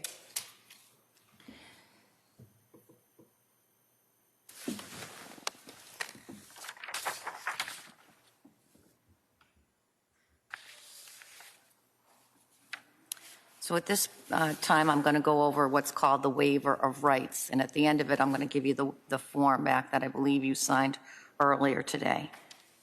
Do you understand, sir, that by pleading guilty that you're giving up your right to have a public, fair, and impartial trial as to each of the 2 indictments to which you're now pleading guilty, with or without a jury, to determine your guilt or innocence? I do, Your Honor. And do you understand that if you went to trial, you wouldn't have to prove anything? For example, you never have to take the stand to testify. You would never have to call any witnesses. No jury could ever hold it against you if you did not present any evidence at all. Instead, it is the Commonwealth that has the burden to prove you are guilty of each of the offenses and each element of those offenses beyond a reasonable doubt. Do you understand that? I understand, yes. You have the right to be tried by a jury of 12 people selected from your community, and you would have the right to participate in jury selection. You could not be found guilty unless the Commonwealth convinces all 12 jurors that you are guilty beyond a reasonable doubt, and they unanimously agree you are guilty. Do you understand? Yes, Your Honor. You also have the right to be tried by a judge instead of a jury. And again, the judge couldn't find you guilty unless the Commonwealth presented evidence sufficient to convince the judge beyond a reasonable doubt that you are guilty of the charge. Do you understand? Yes. Do you understand that if you went to trial, you would have the right to confront your accusers and any other witnesses that may testify against you by facing them and having your attorneys ask questions of them? Yes, Your Honor. And do you understand that if you went to trial, you would have the right to call your own witnesses, present your own evidence, and if you wished, even testify on your own behalf? Do you understand that? Yes, Your Honor. Do you understand that by pleading guilty here today, you're giving up your right to pursue any arguments or motions that your attorneys may have made or filed on your behalf in this case, and that may include motions to dismiss and motions to suppress, as well as your right to appeal any rulings or decisions that the court may have already made in this case? Yes, Your Honor. And are you willing to give up each of those rights? Yes, Your Honor. Pass that to the defendant.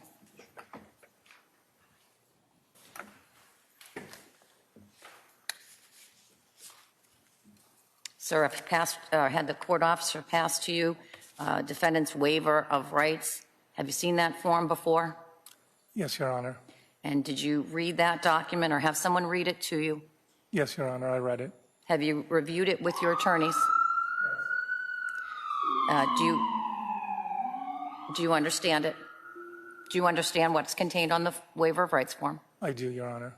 You understand that that form sets forth in writing what you and I have just been discussing a moment ago in terms of your willingness to waive your constitutional and statutory rights and plead guilty to the two indictments. Yes, Your Honor. Is that your signature at the end of the document? Yes, Your Honor. And did you sign that voluntarily? Yes, Your Honor, I have signed it voluntarily. By signing that form, you're confirming to me, sir, in writing that you are aware of the rights explained on the form, that you understand them, and that you voluntarily waive them. Is that correct? Yes.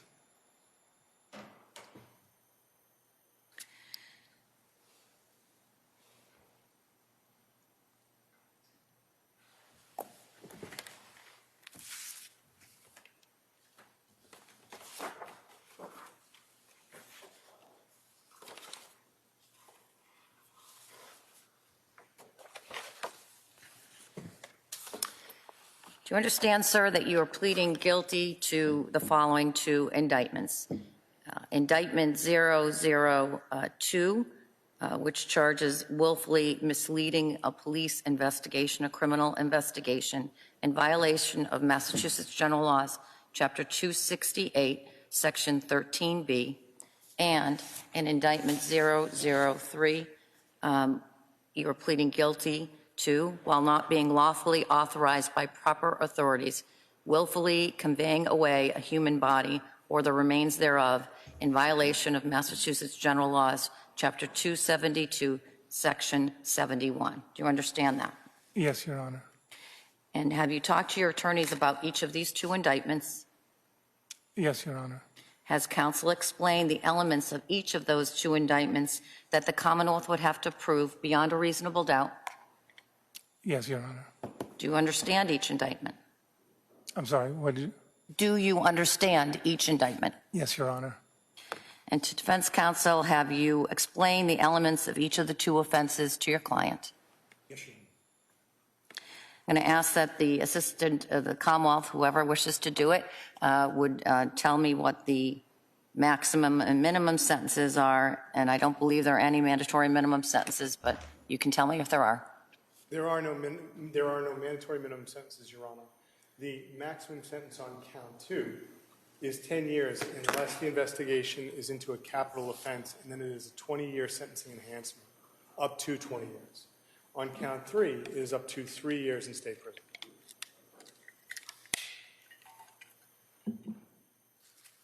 Thank you. Mr. Walsh, did you hear the maximum possible sentences for the charges that the Commonwealth just recited? Yes, Your Honor. And do you understand those maximum potential offense charges, sentences? Yes, yes, Your Honor. Do you understand that I have the authority to impose consecutive sentences on indictments, meaning, for example, that the sentence on the second indictment would begin only after you completed your sentence on the first indictment? Yes, Your Honor. Do you understand that if I impose a period of probation, you will be subject to the terms and conditions imposed, including not committing any other crimes and reporting to your probation officer? Yes, Your Honor. If you should later be found in violation of any of the terms or conditions of your probation, a judge could sentence you up to the maximum penalty allowable by law for any of the charges on which you have been found in violation of probation, and would be required to sentence you to any mandatory minimum penalty required by the law. Yes, Your Honor. Do you understand what I just explained? Yes. Pleading guilty has certain implications for you, and I'm going to go over those implications with you now. First is DNA testing. By pleading guilty to these two indictments, you will be required by law to submit a sample of your blood, hair, and/or saliva, and that sample will become part of the Massachusetts DNA database. You will be required to pay for the cost of collecting, preparing, and processing that sample unless you are determined to be indigent, and failure to comply with this law will subject you to separate criminal penalties. Do you understand? Yes, Your Honor. Are you still willing to plead guilty? Yes, Your Honor. I know earlier in the colloquy this morning you told me that you were born in Boston, and I have no reason to doubt that. But the law mandates that I give you warnings with regard to immigration consequences, and I'm going to give you those immigration consequences now. If you are not a citizen of the United States, you are hereby advised that my acceptance of your guilty plea may have the consequence of deportation, exclusion from admission to the United States, and denial of your naturalization request, all pursuant to the federal laws. Further, if the offense to which you are pleading guilty is under federal law, one that presumptively mandates removal from the United States, and federal officials seek your removal, it's practically inevitable that this conviction will result in deportation, exclusion from admission to the United States, and or denial of your naturalization request, again, under those federal laws. Do you understand what I just said? Yes. Has your attorney advised you of these consequences if you are not a citizen of the United States? Yes, Your Honor. And understanding that, do you still wish to plead guilty? Yes, Your Honor. Because the sentence for count number 2 could be a sentence, a state prison sentence of 3 or more years, I'm now going to give you what's called the habitual offender law warning, which I'm required to give you. Here it is. If at some time in the future you are convicted or plead guilty to a third or subsequent offense that is within the category of offenses covered by the statute, then 1, you may be imprisoned in state prison for the maximum term provided by law for such third or subsequent offense. 2, your sentence could not be reduced or suspended. And 3, you may be ineligible for probation, parole, work release, or furlough, or to receive any deduction in the sentence for good conduct. Do you understand what I just said? Yes, Your Honor. And understanding what I've advised you with regard to these sentencing consequences, are you still willing to plead guilty to the 2 charges? Yes, Your Honor.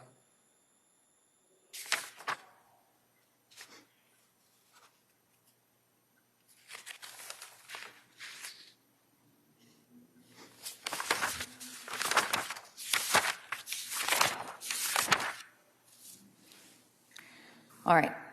I'm now going to ask the Assistant District Attorney to summarize the evidence that would have been presented against you by the Commonwealth if you went to trial in this case. And I'm going to ask, sir, that you listen carefully, because when the ADA is finished, I'm going to ask you some questions about the facts that the ADA has stated. Thank you, Your Honor. Your Honor, regarding count 002, misleading police in violation of Mass General Laws, Chapter 268, Section 13B, on or about or in between January 1st to January 8th, 2023, Mr. Walsh did willfully mislead police officers with the intent to impede, obstruct, delay, prevent, and otherwise interfere with the criminal investigation into the disappearance and murder of Ana Walshe. The defendant first misled the Cohasset police in the morning of January 4th, 2023, when after he had reported his wife Ana Walshe missing, he stated to a Cohasset police officer that Ana Walshe had left the Walsh residence at 516 Chief Justice Cushing Highway in Cohasset on the morning of January 1st, 2023, by taking an Uber or Lyft to Logan Airport when returning to Washington, D.C. for a work emergency. The defendant then continued to mislead police officers when he made additional false statements about Ana Walshe being alive and voluntarily leaving the Walsh residence, as well as when he detailed his whereabouts on January 1st, 2023, to Cohasset police and Massachusetts State police officers. The defendant continued to make false statements when the police officers from these agencies met with him, including on the evening of January 4th, on January 5th, January 7th, and January 8th. In January of 2023, the Cohasset Police Department had approximately 20 full-time police officers, including 2 detectives. The Cohasset Police devoted all available resources in an attempt to find Ana Walshe. They requested assistance from other departments and agencies.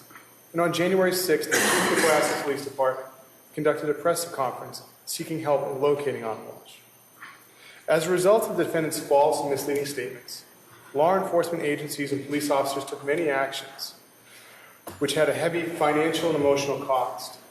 These included the Cohasset Fire Department searching a swimming pool at the Walsh residence, teams of police officers from multiple agencies and departments, including a K-9 team, is participating in large-scale canvass of the area around the Walshe residence. During inclement weather, D.C. Metro Police attempted to locate Ana Walshe in Washington, D.C., and Massachusetts police officers, including Cohasset Police, Massachusetts State Police detectives, and other units from the Massachusetts State Police traveled to Washington to search for Ana Walshe in a result of the defendant's false statements. The defendant's conduct was willful. His statements impeded, obstructed, delayed, and otherwise interfered with the criminal investigation, and the delays resulted in contents of dumpsters in which the defendant had disposed of Ana Walshe's remains being incinerated. Why don't you pause there? We'll deal with count one and, count two, and then we'll go to count three. Yes, Your Honor. All right? So, Mr. Walsh, did you hear what the Assistant District Attorney just said with regard to the statement of the offense conduct for indictment 002, misleading police? Your Honor, if I may, Mr. Walsh is prepared to admit to the recitation of facts with respect to the indictment that the government just read, insofar as it alleges he did impede and obstruct the criminal investigation into the disappearance of Ana Walshe. We obviously object, and he's not admitting to and murder. The second portion of the facts that the government just read that we would take issue with is the last sentence, and the delays resulted in the contents of the dumpsters into which the defendant had deposited Ana Walshe remains being incinerated. Insofar as the rest of the facts, he's prepared to admit. All right. Mr. Walsh, you just heard what Attorney Porges said, sort of the insofar as. It's another way of saying it limited to this. And you heard what your counsel just said. Understanding those limitations as just articulated by your counsel, did you do or join others in doing those acts? Yes. Do you understand that by pleading guilty that you're admitting to the facts described as revised by your counsel are true? Yes. Are they? Yes. Mr. Walsh, did you in fact willfully mislead various law enforcement to include members of the Cohasset Police Department and the Massachusetts State Police with the intent to impede or interfere with a criminal investigation of Ana Walshe's disappearance? Yes, Your Honor. All right. Moving to indictment number 3. Thank you, Your Honor. Willfully conveying a human body in violation of Mass General Laws, Chapter 272, Section 71. On or about and in between January 1st and January 8th, 2023, the defendant, Brian Walshe, willfully conveyed away the body of Ana Walshe, or the remains thereof, from the Walshe residence at 516 Chief Justice Cushing Highway in Cohasset by conveying and disposing of Ana Walshe's body without a license or lawful authority, or the remains thereof, into dumpsters and or garbage receptacles in eastern Massachusetts. The defendant's actions were willful. Ana Walshe was not a stranger to the defendant. She was the defendant's wife and mother of his 3 young children. The defendant conducted internet searches into disposal of the body, researched locations of dumpsters, and then traveled to those locations. In disposing of the body of Ana Walshe, the defendant did not comply with the law. Thank you. Sir, did you hear what the Commonwealth just alleged it would prove the case went to trial with regard to indictment number 3? Yes, Your Honor. And did you do those things or join others in doing those acts? Yes, Your Honor. Do you understand that by pleading guilty to today, you are admitting the facts described just now by ADA Connor? Yes, Your Honor. Mr. Walsh, did you in fact willfully remove or convey the body of Ana Walshe or her remains, not being lawfully authorized to do so? Yes, Your Honor.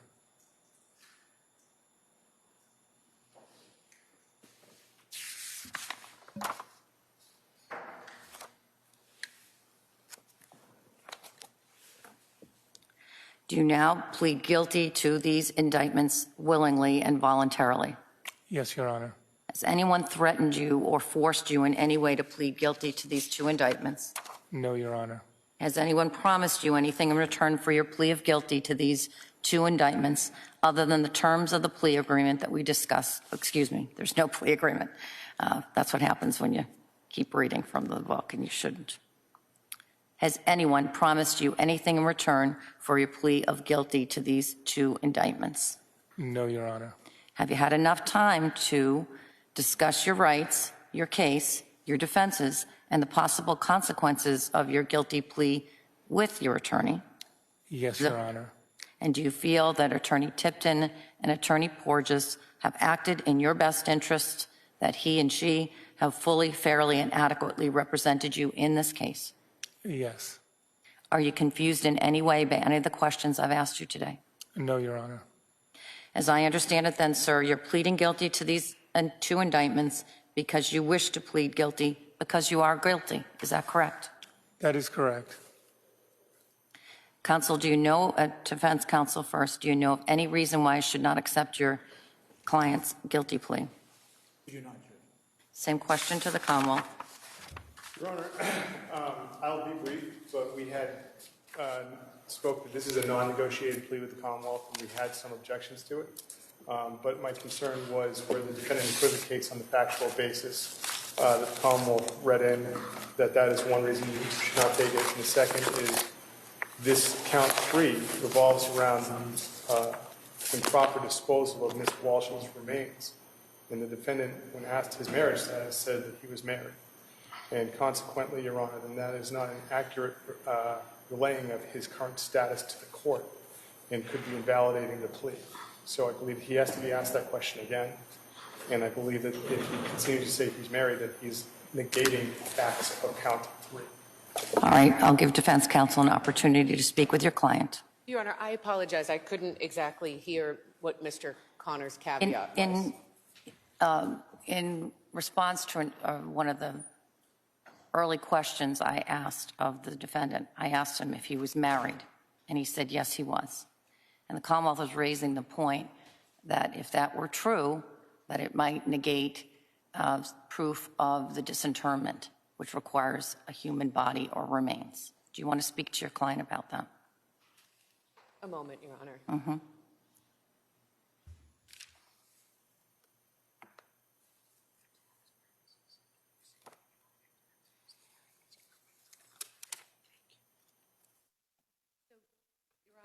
Respectfully, I don't see this as a relevant or material issue. If the court wants clarification, I'm happy to approach sidebar. Why don't we do that? Okay. So, Mr. Walsh, earlier today I asked you whether you were married, and you answered yes, you were married. Do you remember that? Yes, Your Honor. And is it correct that you were married to Ana Walshe for a period of time? Yes, Your Honor. And that under the law, death extinguishes marriage. It may not religiously or otherwise, spiritually, but under the law, when someone dies or when someone is dead, you can no longer be married to them. Do you understand that? Yes. Yes, Your Honor. And so are you married today? Your Honor, if I may, insofar as previous discussions, for purposes of a successful plea colloquy and meeting the elements of the crime, he is acquiescing to the fact that lawfully he is not married today. All right. Did you heard what your lawyer just said? Agree with what your lawyer just said? Yes, Your Honor, I agree. All right. Anything else that we need to cover? No, Your Honor. All right. To the extent that the Commonwealth is objecting to the taking of the plea on other grounds, that is overruled. My job here is to make sure that I have a valid plea, and that means that the defendant is pleading guilty to the elements that the Commonwealth would have to prove beyond a reasonable doubt. And I have inquired sufficiently to assure myself that he has admitted to each of the elements of the two offenses of indictment 02 and 03.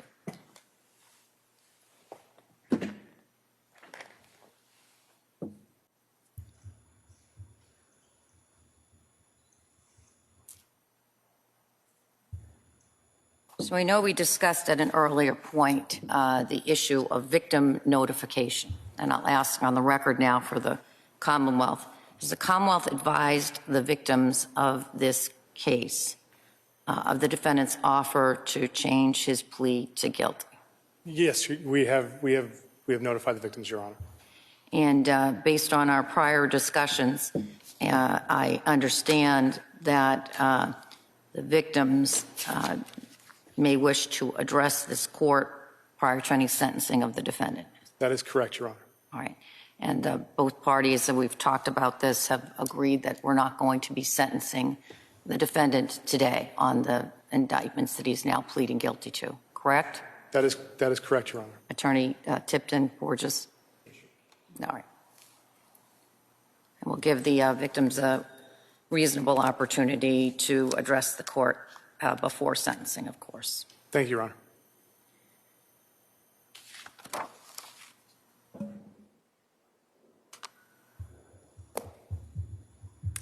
You understand, Mr. Walsh, that at the time that we do get to sentencing, that by law, I'm not bound to any recommendation that's made by the prosecution or your lawyers. You understand that?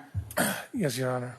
And that I may impose any sentence permitted by law up to the maximum allowable sentence. Yes, Your Honor.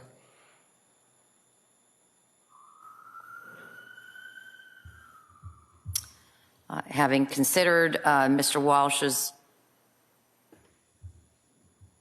criminal history, the government's proffered evidence, I will later consider the victim's statements to the court for matters for sentencing.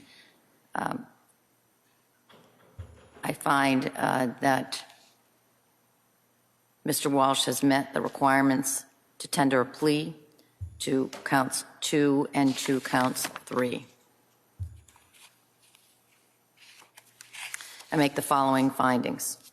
I find that the defendant is not presently under the influence of drugs or alcohol, and that he hasn't reported that he's not presently suffering from any mental illness or condition, and that he's not presently taking any medications. I find that the defendant understands the nature of the charges and the consequences of his pleading guilty. I find that the defendant's change of plea to guilty with respect to each of the 2 indictments, 02 and 03, is made knowingly, willingly, intelligently, and voluntarily, and with the full knowledge of its consequences. I find that the defendant's change of plea on these 2 indictments to guilty is made upon and with the advice of competent counsel, and I find there's a factual basis in the evidence as has been summarized by the prosecution and limited by defense counsel on behalf of the defendant for each of the 2 indictments to which the defendant now pleads guilty. Accordingly, I accept Mr. Walsh's plea of guilty as to indictments 002 and 003.